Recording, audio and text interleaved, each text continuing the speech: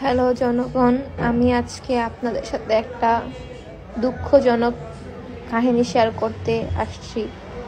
আজকে হচ্ছে 16ই ডিসেম্বর। তো আমি একটা রিক্সা ভাড়া করে তার ভিতরে একটা মাইক লাগিয়ে আমার ফোন থেকে একটা গান ছেড়েছিলাম। আমি জানি না গানটা ছাড়ার কারণে আমাকে উপর মানুষ এতটা ক্ষিপ্ত কেন হয়ে গেল। আমি আমার নেত্রী আর নেতার জন্য এই গানটা ছেড়েছিলাম। যদি রাত পোহালে শোনা যেত বঙ্গবন্ধু মরে নাই, এটা লাগিয়েছিলাম। তারপরে আরেকটা গান লাগিয়েছিলাম, জয় বাংলা জিতবে এবার নৌকা।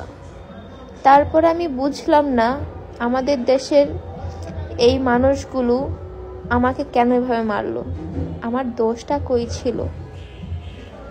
আমার কি আমার নেত্রীর প্রতি সম্মান দেখিয়ে এতটুকু গান ছাড়ার অধিকার নাই?